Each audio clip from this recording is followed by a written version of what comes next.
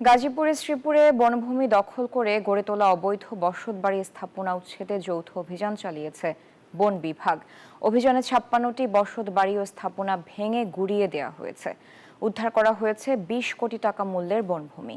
জাহাঙ্গীর আলমের তথ্য ও চিত্রে ডেস্ক রিপোর্ট। ৫ আগস্টের গণঅভ্যুত্থানের পর গাজীপুরের শ্রীপুর রেঞ্জের অধীনে সংরক্ষিত বনভূমি জবরদখল করে অবৈধ বসতবাড়ি ও স্থাপনা নির্মাণ করে সুযোগ সন্ধানীরা। এতে সংরক্ষিত বনাঞ্চলের বিশাল অংশ বেদখল হয়ে যায়। বনভূমি রক্ষায় শনিবার সকাল ৮টা থেকে শ্রীপুর রেঞ্জের অধীনে সাতখামাইর বিটের তেলিহাটি ইউনিয়নের তালতলি, পোলাইদ ও সাইটালিয়া গ্রামে এই উচ্ছেদ অভিযান চালানো হয়। অভিযানে অংশ নেয় বান্ডেল থাকলে প্রতি সেনমানিতে টাকা বাঁচবে।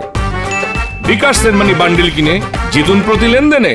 পুলিশ, সেনাবাহিনী, র্যাব, বিজিবি, আনসার সহ বন বিভাগ।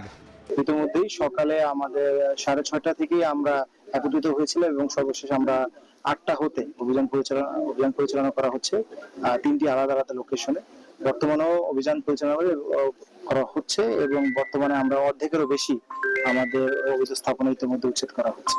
অভিযানে বনভূমিতে গড়ে তোলা ৫৬টি বসতবাড়ি ও স্থাপনা ভেঙে গুড়িয়ে দেওয়া হয়েছে।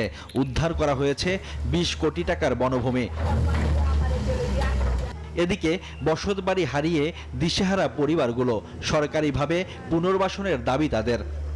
আমার ঘর তিনটা ভাঙলো বাবা, আমি দেখতে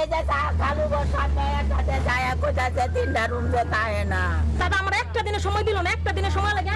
আচ্ছা, আমাদের সোনার বসবাস বাড়ি ঘর সব ভাঙা চুরমার করে লাইছে, সবকিছু ক্ষয়ক্ষতি করে ফেলেছে। এখন আমরা কই যাবো, কোনো জায়গা জমি আমাদের আর নেই।